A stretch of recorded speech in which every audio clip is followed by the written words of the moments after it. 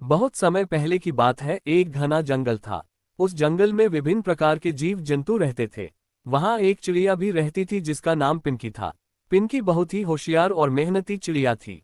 वह हर सुबह जल्दी उठती और दूर दूर तक उड़कर खाने के लिए दाना चुगती। जब वह थक जाती तो पेड़ों की छांव में आराम करती और आसमान की ओर देखती। लेकिन पिंकी के पास एक समस्या थी। उसका कोई स्थायी घर नहीं था। वह एक पेड़ से दूसरे पेड़ पर जाती और जब रात होती तो जहां भी जगह मिलती वहीं सो जाती। उसका अपना कोई घोंसला नहीं था। पिंकी को जब भी किसी दूसरे पक्षी का घोंसला देखती उसे बहुत दुख होता। उसे भी अपना एक प्यारा सा घर चाहिए था जहां वह आराम से रह सके और मौसम की मार से बच सके। एक दिन पिंकी ने ठान लिया कि अब वह और इंतजार नहीं करेगी। उसे भी अपना घर बनाना है। उसने अपने मित्र तोता टुन्नू से बात की। टुन्नू बहुत ही चालाक और बुद्धिमान तोता था। वह पिंकी की हर संभव मदद करना चाहता था। पिंकी, टुन्नू, मुझे अपना घर बनाना है।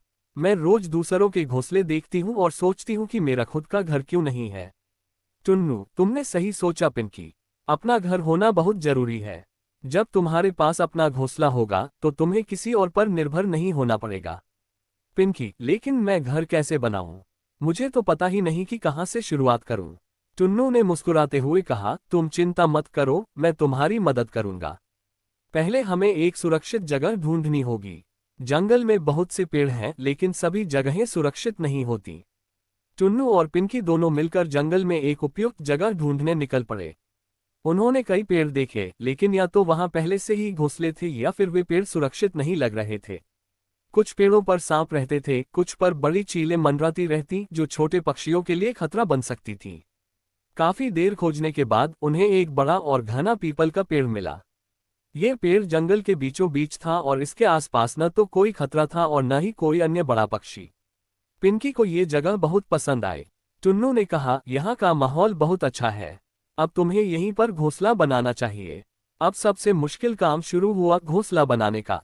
पिंकी ने कभी घोंसला नहीं बनाया था लेकिन वह जानती थी कि मेहनत से सब कुछ संभव है। उसने पास के झाड़ियों और पेड़ों से तिनके इकट्ठे करने शुरू किए। पिंकी हर दिन सुबह जल्दी उठती और तिनके, पत्ते और छोटी छोटी शाखाएं ढूंढने के लिए निकलती। वह तिनके एकत्रित करती और उन्हें धीरे धीरे आपस में पिरोने लगती। ये काम आसान नहीं था लेकिन पिंकी का हौसला ऊंचा था। टुन्नू भी उसकी मदद कर रहा था। वह आसपास की जगहों से मजबूत तिनके ढूंढ कर लाता और पिंकी को देता। दोनों मिलकर धीरे धीरे घोंसला बनाने लगे। एक दिन जब पिंकी और टुन्नू घोंसले के लिए तिनके जमा कर रहे थे, अचानक से एक बड़ी चील आई। वह चील बहुत भूखी थी और उसने पिंकी को देख लिया। पिंकी को देखते ही चील उसकी ओर तेजी से बढ़ने लगी। पिंकी डर गई और तुरंत अपने घोंसले के पास छुपने की कोशिश करने लगी। लेकिन चील बहुत तेज थी। वह पिंकी को पकड़ने ही वाली थी कि तभी टुन्नू ने चील का ध्यान भटकाने के लिए जोर जोर से शोर मचाना शुरू कर दिया। टुन्नू की आवाज सुनकर चील का ध्यान बंट गया और वह उसकी ओर उड़ने लगी। टुन्नू बहुत तेज उड़ान भरकर चील को पेड़ों के पीछे ले गया। पिंकी को मौका मिला और वह जल्दी से अपने घोंसले में जा छिपी। चील ने कुछ समय बाद हार मान ली और दूसरी दिशा में उड़ गई। पिंकी ने राहत की सांस ली और टुन्नू का धन्यवाद किया। टुन्नू ने मुस्कुराते हुए कहा, दोस्तों की मदद करना मेरा कर्तव्य है। लेकिन तुम्हें अब और सतर्क रहना होगा।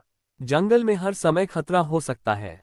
अब पिंकी ने घोंसले के काम में और भी ज्यादा मेहनत लगानी शुरू कर दी। कई हफ्तों की मेहनत के बाद उसका घोंसला बनकर तैयार हो गया। यह एक सुंदर और मजबूत घोंसला था। पिंकी ने जब अपने घोंसले को देखा तो उसकी आंखों में खुशी के आंसू आ गए। वह बहुत गर्व महसूस कर रही थी कि अब उसका भी अपना घर है जहां वह आराम से रह सकती है। उसने अपने नए घर में जाकर आराम किया और खुश होकर आसमान की ओर देखा। कुछ दिनों बाद पिंकी को अपने घोंसले में अंडे देने का समय आ गया। वह बहुत खुश थी कि अब उसके अंडे सुरक्षित रहेंगे और कोई भी उन्हें नुकसान नहीं पहुंचा सकेगा। उसने सावधानीपूर्वक अपने अंडों की देखभाल की। दिन बीतते गए और एक दिन पिंकी के अंडों से छोटे छोटे बच्चे निकले। अब पिंकी की जिम्मेदारी और बढ़ गई थी। उसे अपने बच्चों का ख्याल रखना था और उनके लिए खाना ढूंढना था। टुन्नू अक्सर पिंकी के बच्चों को देखने आता और उन्हें मजेदार कहानियां सुनाता। पिंकी के बच्चे भी टुन्नू को बहुत पसंद करते थे। धीरे धीरे पिंकी के बच्चे बड़े होने लगे और उन्होंने उड़ना सीख लिया। पिंकी के बच्चे अब उड़ने के लिए तैयार थे। एक दिन पिंकी ने उन्हें पहली बार आसमान में उड़ने के लिए प्रोत्साहित किया। बच्चे थोड़ा डर रहे थे, लेकिन पिंकी ने उन्हें समझाया कि डरने की जरूरत नहीं है। उसने कहा, जब तुम पहली बार उड़ोगे तो तुम्हें दुनिया का सबसे बड़ा आनंद मिलेगा। यह आकाश तुम्हारा है और तुम इसमें स्वतंत्र होकर उड़ सकते हो।